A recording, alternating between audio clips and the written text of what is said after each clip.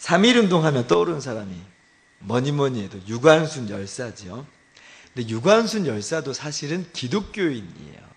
14살에 이화학당에 입학하는 것으로 정동제일교회에 항상 출석하는 교인이 됩니다.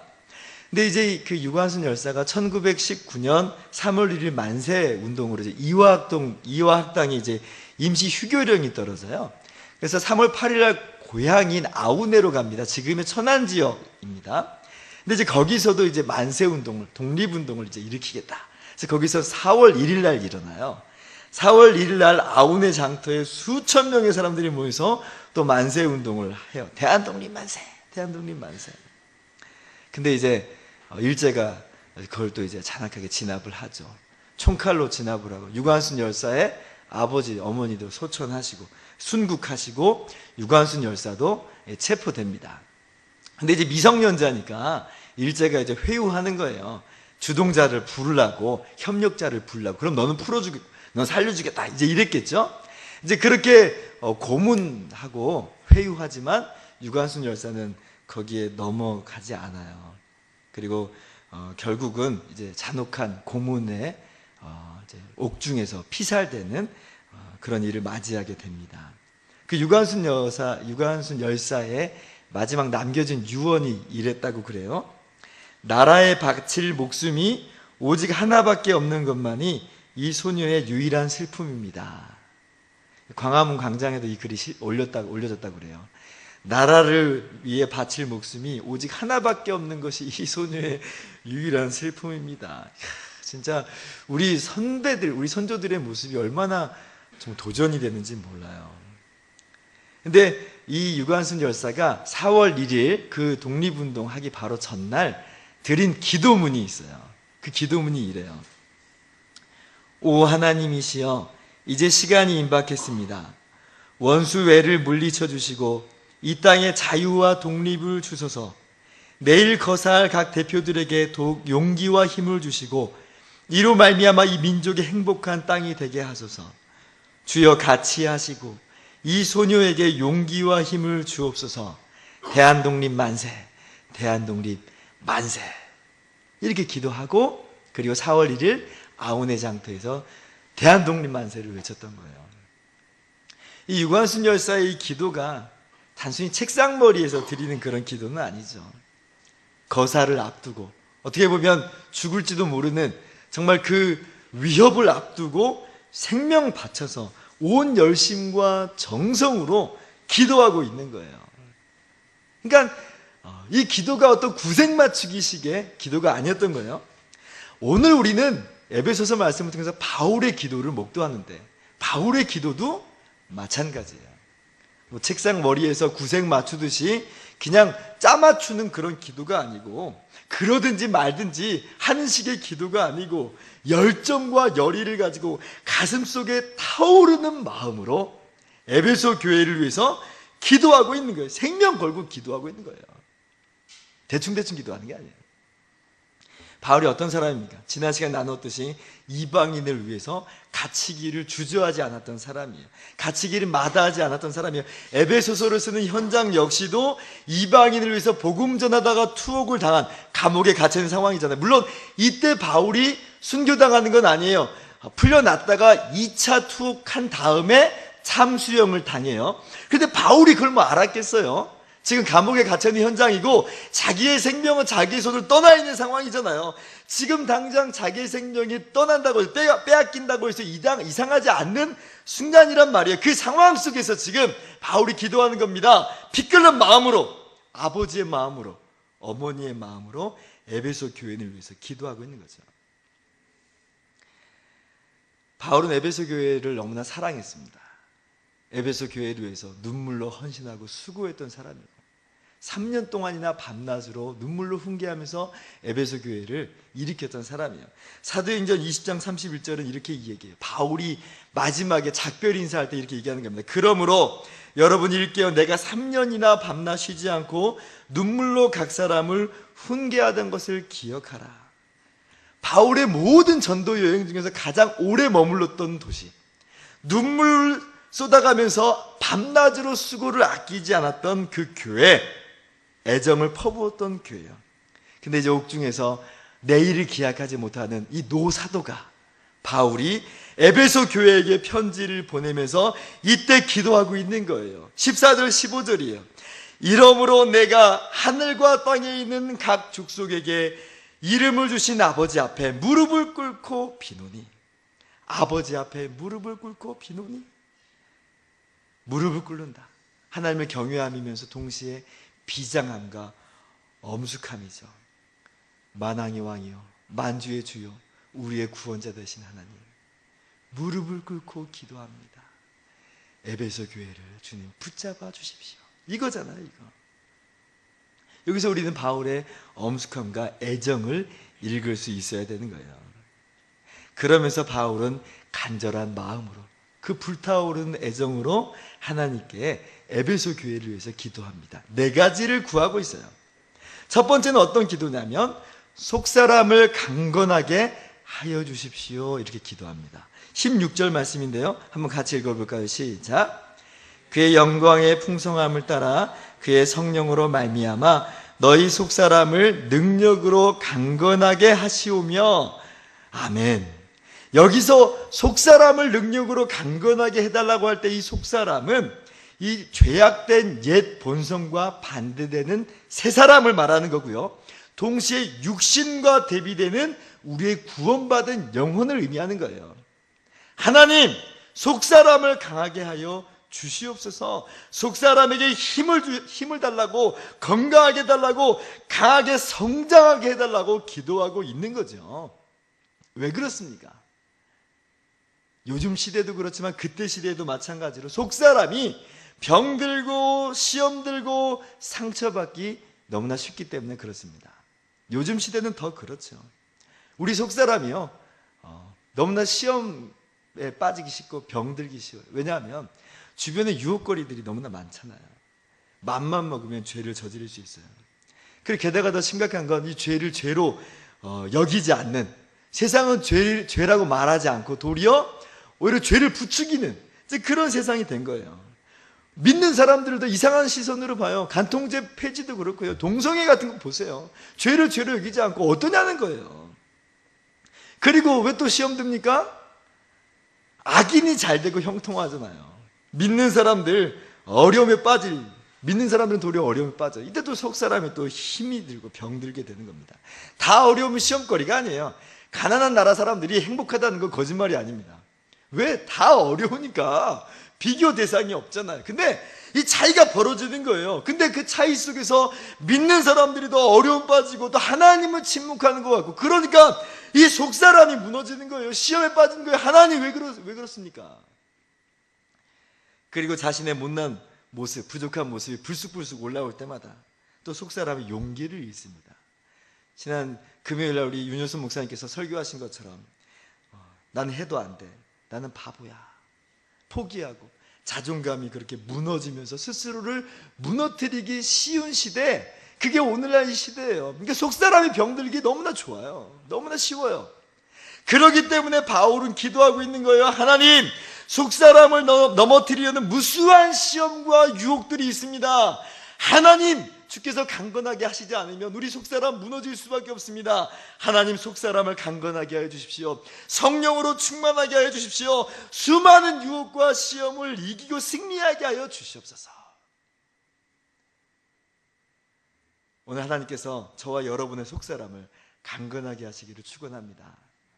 두 번째, 바울은 어떻게 기도하냐면 주님께서 에베소 교인들의 마음에 계시기를 기도합니다. 17절 말씀이에요. 한번 같이 읽어볼까요? 시작. 믿음으로 말미암아 그리스도께서 너희 마음에 계시게 하시옵고 너희가 사랑 가운데서 뿌리가 박히고 터가 굳어져서. 네, 믿음으로 말미암아 그리스도께서 너희 마음에 계시기를 원한다, 이렇게 기도하고 있어요. 이 말은 지금 주님께서 각 사람 마음에 계셨다가 안 계셨다가 하기 때문에 하는 그런 기도가 아니에요. 도리어 바울이 집중하고 있는 건 뭐냐면 에베소 교인들이 믿음을 지키는가 믿음을 잃는가 하는 거예요. 즉 무슨 말이냐면 배교의 위협 속에서, 죽음의 위협 속에서도 믿음을 지킴으로 그리스도께서 동거하는, 그리스도와 또한 동거하는 그러한 삶을 위해서 기도하고 있는 거죠. 우리야 모진 핍박이나 박해가 사그러들었습니다. 옛날에는 우리도 그랬지만 지금은 우리하고는 조금 거리가 멀어 보여요. 근데 지금 중동 지역 같은 데는 여전히 이것은 현실이에요. IS라는 이슬람 근본 테러 단체를 아마 아실 거예요. 얼마 전에 기사가 나기를 이집트 기독교인 콥트교인이라고 하죠. 21명을 처형을 하는 것을 공개적으로 국제사회에 알렸어요. 얼마나 잔인한 그런 모습인지는 몰라요. 근데 반대로 기독교인들은 그런 죽음과 위협에 노출되고 있다는 거예요. 엊그제 기사 보니까 시리아에서는 또 이 IS가 150명의 기독교인들을 납치했다고 하는 기사를 봤어요. 한 마을을 습격을 해가지고 150명 정도 되는 이 기독교인들을 납치했다는 거예요. 언제 이들은 또 싸늘한 죽음으로 우리에게 돌아올지 몰라요. 이들에게는 이 핍박, 박해, 신앙 때문에 죽느냐 사느냐 하는 문제는 현실인 거죠. 바울이 지금 그런 상황이잖아요.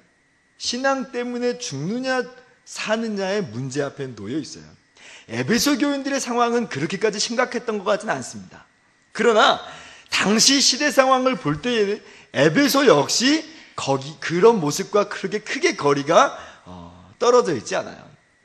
사도행전 19장 보면 바울이 3년이나 에베소에서 사역했다가 떠나게 되는데 그 이유 중에 하나가, 동기 중에 하나가 뭐냐면 우상을 섬기는 에베소 사람들이 이 바울을 위협하고 소동을 일으키거든요. 그래서 떠나야만 했어요. 그러니까 에베소 교회들도 언제 바뀔지 모르는 그런 위협 가운데 잠재적인 그런 위협 속에 놓여 있는 거예요. 그러므로 바울이 기도하는 거죠. 박해와 핍박이, 환란이 끊이지 않는 이 시대 속에서 하나님 믿음 잃지 않게 하여 주십시오. 믿음에 견고하여 줘서 그리스도와 동행하는 그러한 에베소 교인들 되게 하여 주십시오. 견디게 하여 주시고 인내하게 하여 주시고 주님만 의지하게 하여 주시옵소서. 이렇게 기도하고 있어요. 그러면서 자연스럽게 세 번째와 네 번째 기도로 넘어갑니다. 18절 19절이에요. 18절 능히 모든 성도와 함께 지식에 넘치는 그리스도의 사랑을 알고 19절 같이요. 지금 이게 바른 성경이죠. 바른 성경. 자, 바른 성경을 다시 읽어볼게요. 모든 성도와 함께 그리스도의 사랑의 넓이와 길이와 높이와 깊이가 어떠한지를 깨닫고 하나님의 모든 충만하심으로 충만하게 하시기를 빕니다. 아멘. 믿음을 지키기를 소망해요. 근데 어떻게 해서 믿음을 지켜요? 핵심은 이거예요. 하나님의 사랑이 그 마음 가운데도 부어지고 하나님의 사랑을 더욱 깊이 깨닫고 그것을 인격적으로 알므로 속사람이 강해지는 거고요. 그것으로 말미암아 믿음에 견고하게 되는 거고요. 그것으로 말미암아 승리하면서 하나님의 모든 충만함을 누릴 수 있는 거예요. 이게 핵심이에요. 하나님의 사랑이 얼마나 넓으신지 아십니까? 하나님의 사랑의 넓이를 전 인류를 포함하고도 남는 하나님의 사랑이에요. 이후에 다음 세대까지 포함할 수 있는 하나님의 넓고 넓은 사랑. 하나님의 사랑이 얼마나 긴지 아십니까? 얼마나 긴지 아십니까? 너무 길어서 끝이 안 보여요. 끝이 안 보여서 그것을 영원한 사랑이다 그렇게 이야기해요. 하나님의 사랑이 얼마나 높으신지 아십니까? 하나님의 사랑이 그렇게 높기 때문에 우리를 하나님의 보좌에 함께 앉히셨다 그렇게 말해요. 하나님의 사랑이 얼마나 깊으신지 아십니까? 하나님께서 만지실 수 없는, 하나님이 고칠 수 없는 어둠은 없는 거예요. 우리가 어둠 속에, 깊음 속에, 흑암 속에 있다 할지라도 하나님은 찾아내시고 발견하시고 다시 회복시키시는, 그것이 하나님의 깊은 사랑. 우리는 하나님을 떠나지만 70번에 7번씩이라도 용서하시는 바 하나님의 깊은 사랑이 있어요. 스토미라는 여성이 있어요. 어렸을 때 어머니가 심각한 정신질환을 앓고 있어가지고 이 스토미라는 이 여성을, 이 아이를 학대하면서 키웠대요. 툭하면 화를 내고 광에 가두고. 계모도 그렇게 안 할 텐데 마치 계모와 같이 그렇게 어머니 밑에서 자라요. 수없이 학대를 받으면서 자랐으니까 이 스톰이라는 여성도 역시 정서적으로 피폐해질 수밖에 없었겠죠. 근데 아버지는 이제 그런 상황 속에서 나 몰라라 하고 내팽개쳤답니다. 거기에서 어떻게 해결을 못하고 있는 거예요. 그러니까 이 스톰이라는 여성이 자라면서 알코올 중독에 빠지고 마약 중독에 빠지고 우울증과 불안과 초조함과 자살 충동을, 그러니까 수없이 죽음의 문턱을 경험하고 헤아릴 수 없이 그렇게 죽음의 문턱 앞에 다다랐다. 이제 그렇게 이야기해요. 이 사람의 인생은 어떤 모습이에요? 잿빛이죠. 절망이에요. 저주받은 인생이라 생각을 했을지 몰라요. 살만 나지 않는 인생이었어요. 그런데 이 스톰이라는 여성이 예수님을 만나요. 한 교회에 갔다가 목사님 말씀을 듣고 그 인생이 완전히 변화되게 돼요. 주님의 이 사랑으로 말미암아 그 안에 있는 속사람이 치유를 얻게 돼요. 그래서 어머니를 용서하게 돼요. 이 사람이 누구냐면 기도하는 여성이 아름답다라는 그런 베스트셀러를 쓴 스토미 오마샨이라는 이 저자의 이야기예요. 이 사람의 인생은 깊은 절망이었어요. 수렁이었어요. 어둠이었어요. 그런데 하나님께서 만지시는 거예요. 하나님께서 그 깊은 마음, 상처까지 어루만져 주세요. 하나님께는 그것이 깊지 않아요. 우리는 그 누구도 나를 만질 수 없어. 나는 혼자야. 깊은 외로움과 고독 속에 있다 할지라도 하나님 만지실 수 없는 어둠은 없다. 왜? 하나님의 사랑이 그것보다 더 깊기 때문에 그래요. 하나님의 사랑이 더 크기 때문에 그렇습니다. 얼마나 놀라운지. 그래서 이 19절에 아까 그 19절에 보면 지식을 초월한 그리스도의 사랑 이렇게 나오죠. 이 지식을 초월한 그리스도의 사랑, 이 말이 바로 그거예요. 우리가 머리로는 좀 이게 이해를 하려고 할 수 있을지 모르겠어요. 그런데 사실은 이것을 우리가 이해할 수가 없어요. 저는 아직도 하나님이 저 같은 걸 왜 사랑하는지 잘 모르겠습니다. 왜 이 땅에 오셨는지, 왜 그 험한 십자가를 지셨는지 저는 잘 모르겠어요. 제 머리와 지식으로는 사실 이해할 수가 없어요.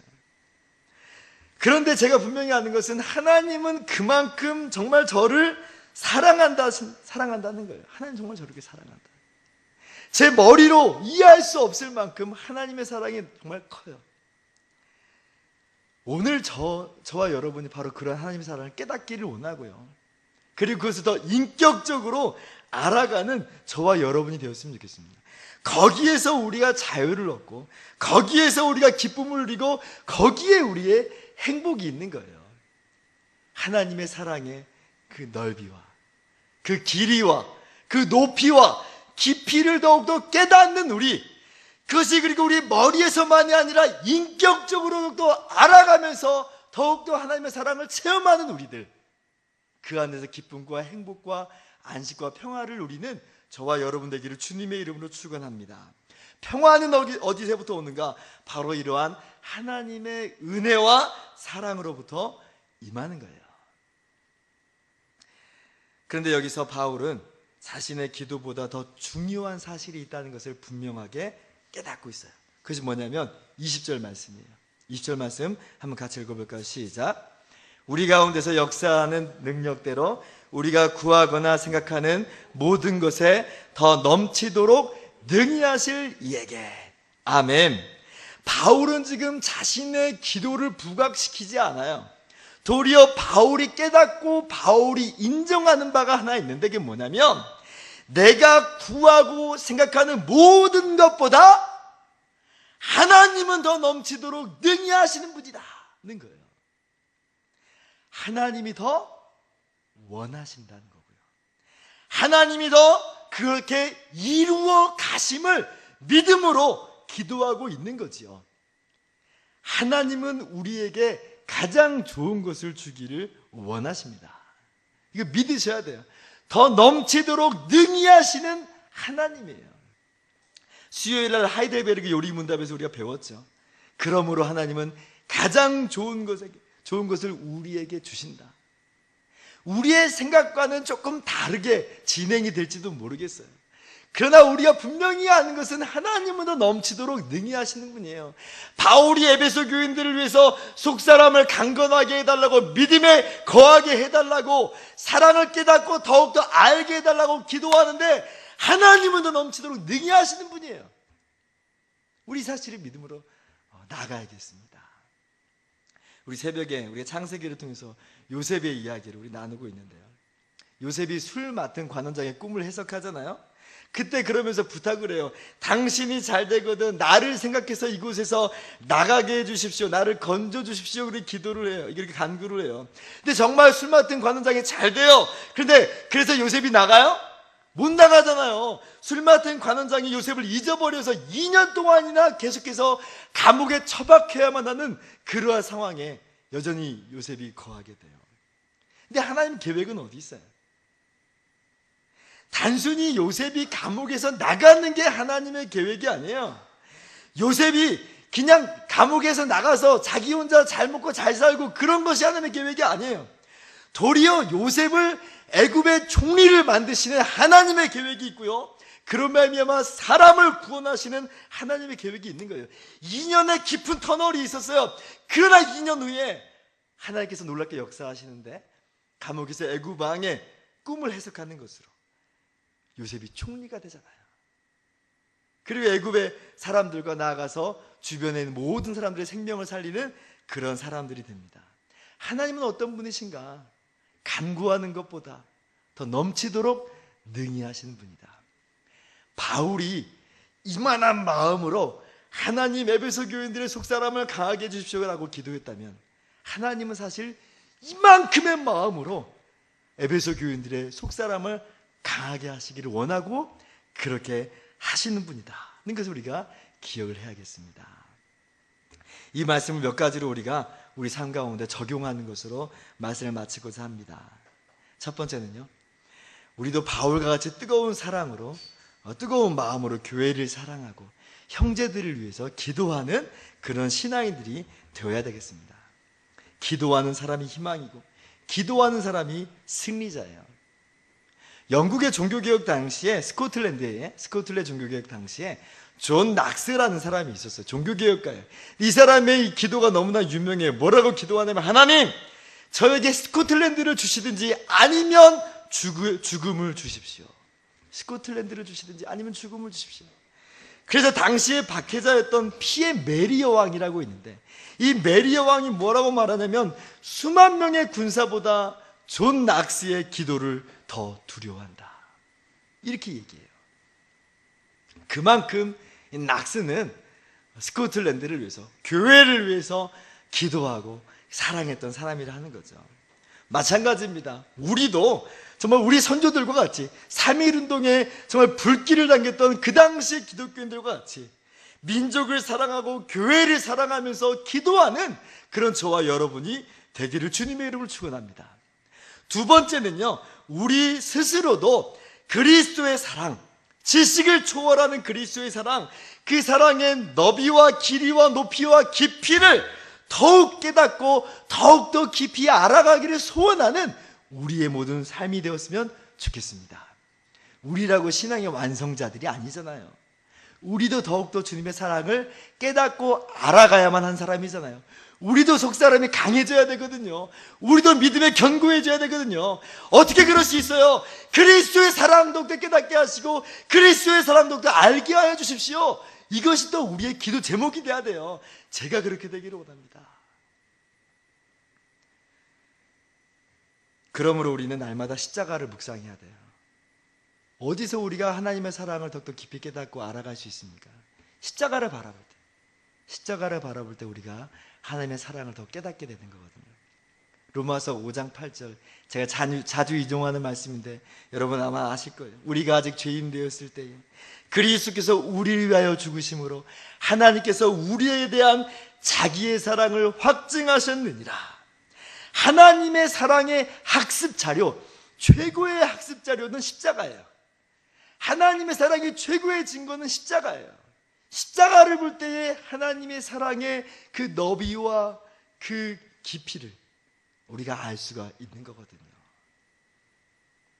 십자가를 더욱더 묵상하면서 우리에게도 주의 사랑이 더 깨달아지고 더 깊이 인격적으로 알아가는 그러한 일들이 이루어지기를 주님의 이름으로 축원합니다. 세 번째로 마지막으로는요, 기쁨으로 하나님을 기대하면서 살아가는 우리가 되기를 바랍니다. 왜요? 하나님을 기대할 수 있는 이유가 왜 그래요? 하나님은 우리보다 크신 하나님, 우리가 원하는 것보다 더 원하시는 하나님, 우리보다 우리를 더 사랑하는 하나님이기 때문에 그래요. 하나님이 어떻게 오늘 이끌어 가실지를 기대했으면 좋겠어요. 어떻게 이번 주를 우리 가운데 채워주실까 기대하면서 나갔으면 좋겠습니다. 하나님은 능히 모든 것에 더 넘치도록 우리 가운데 부어주실 분이기 때문에 그렇습니다. 기대하면서 나갔으면 좋겠습니다. 살아계신 하나님께서 오늘도 우리 삶 가운데 개입하시고 역사하실 줄을 믿습니다. 야고보서 1장 5절 말씀 우리 다 같이 한 목소리로 읽겠습니다. 시작. 너희 중에 누구든지 지혜가 부족하거든 모든 사람에게 후히 주시고 꾸짖지 아니하시는 하나님께 구하라. 그리하면 주시리라. 아멘. 기도하겠습니다.